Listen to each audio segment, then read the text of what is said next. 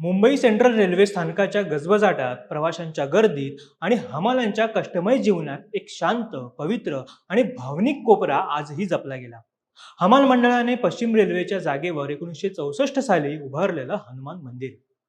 हे मंदिर केवळ विटा मातीचं बांधकाम नाही, तर हमालांच्या श्रमातून, त्यांच्या श्रद्धेतून आणि भक्तिभावातून उभं राहिलेलं एक जिवंत श्रद्धास्थान आहे. परंतु केवळ पार्किंग उभारण्याकरिता याच मंदिरावर आता पश्चिम रेल्वे प्रशासनाचा हातोडा पडणार असल्याची माहिती समोर येते.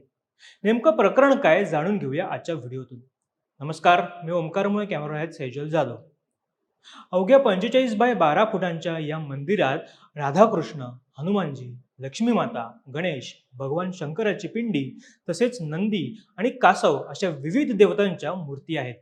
येथील हमालांच्या या कुटुंबाने केवळ श्रमच नाही, तर संस्कृती आणि परंपरेचीही अखंड परंपरा जपलेली आहे.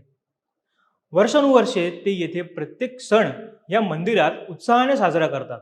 अखंड हरिनाम सप्ताह असो, गणेशोत्सवाची धूमधाम असो, नवरात्रीची भक्तिमय रात्र असो किंवा श्रावण महिन्यातील सत्यनारायण पूजा, प्रत्येक सोहळा या मंदिरात एक वेगळीच ऊर्जा निर्माण करतो. हमाल संघटनेच्या म्हणण्यानुसार मंदिराच्या जागेवर पार्किंगची व्यवस्था केली जाणार असल्याने पश्चिम रेल्वे DRM पंकज सिंग यांनी मंदिर हटवण्याबाबत आदेश दिला. त्यांनी सुरुवातीला मंदिर मूळ जागेवरून हटवून दुसऱ्या ठिकाणी बांधण्याबाबत स्पष्टता देखील दिली होती. त्यानुसार हमाल बांधवांनी नवीन 16 बाय 16 फुटाच्या जागेत मंदिर बांधण्याच्या प्रस्तावास मान्यताही दिली.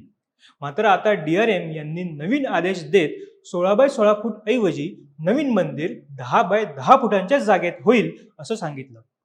त्यानुसार रेल्वे प्रशासनाकडून त्यांनीच बांधलेली नवीन भिंत पाडण्यासाठी कारवाई होते. हमाल बांधवांवर झालेला हा अन्याय असून सदर कारवाई अत्यंत चुकीची असल्याचं त्यांचं म्हणणं आहे. या प्रकरणी दैनिक मुंबई तरुण भारतने पश्चिम रेल्वे DRM पंकज सिंग यांच्याशी संपर्क साधण्याचा प्रयत्न केला, मात्र त्यांच्याकडून कोणताही प्रतिसाद मिळालेला नाही. महाराष्ट्र राज्य रेल्वे हमाल कामगार युनियनचे अध्यक्ष संदीप घुगे यांच्या म्हणण्यानुसार हनुमान मंदिर प्रकरणाबाबत DRM यांच्याशी अनेकदा संपर्क साधण्याचा प्रयत्न झाला, मात्र ते त्यांना कधीच वेळ देत नाहीत. ते त्यांच्या मेसेजेसनाही उत्तर देत नाहीत. मंदिर नवीन जागेत बांधून देण्याबाबत DRM यांनी होकार दिला होता, मात्र आता 10 बाय 10 फूट जागेचा मुद्दा समोर आल्यावर ना ते त्यांना भेटायला तयार आहेत, ना चर्चेसाठी तयार आहेत. त्यांच्या मनात येईल त्यानुसार ते रोज एक नवीन आदेश काढत असतात, असा आरोप घुगे यांनी केलाय. हे मंदिर जर आपण हलवत असाल तर यांना योग्य जागा आपण द्यायची आहे. ती योग्य जागा त्यांनी पाठीमागे दिली तरी आम्ही ते मान्य केलं. त्यांनी जागा आमचे 45 फूटचं ते समोर मंदिर आहे, आडवं 12 फूटचं आहे, त्यांनी 16 बाय 16 दिलं, हे सुद्धा आम्ही मान्य केलं.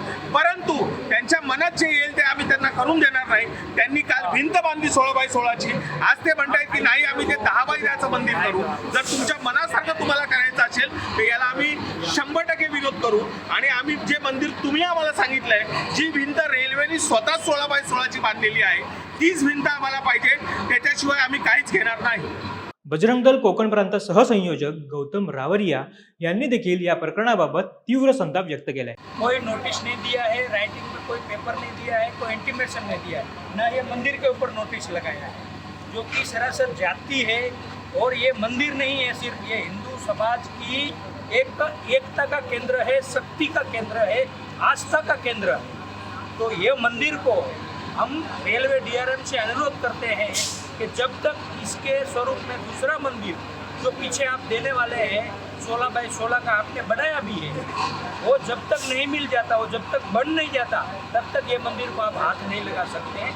और 16 बाय 16 से छोटी जगह हमको बिल्कुल नहीं चलेगी, क्योंकि ये मंदिर ऑलरेडी बड़ा है. हम ऑलरेडी छोटी जगह में हम आपसे मान गए हैं, लेकिन और हिंदू समाज को दबाने का प्रयास न किया जाए, अन्यथा यह हिंदू समाज विकराल रूप धारण करेगा और रास्ते पर उतरेगा. तो यहाँ पर लॉ एंड ऑर्डर की परिस्थिति बिगड़ सकती है. इसलिए आज हम DRM को, मिस्टर पंकज सिंह को निवेदन देने जा रहे हैं. हमारी जो मांग है वो लिखित स्वरूप में उनको देने वाले हैं कि जब तक नया मंदिर 16 बाय 16 का नहीं बन जाता है, तब तक इस मंदिर को हाथ नहीं लगाएंगे. हे प्रकरण आता कुठल्या वळणावर जात आहे आणि हमाल बांधवांना, एकंदरीतच हिंदूंना न्याय मिळणार का, याकडे आता सर्वांचं लक्ष लागलेलं आहे. यावर तुमचं मत काय हे आम्हाला कमेंट करून लगेच कळवा. व्हिडिओ आवडल्यास आमच्या फेसबुक पेजला लाईक आणि यूट्यूब चॅनलला सबस्क्राईब करायला विसरू नका. तुर्तास धन्यवाद.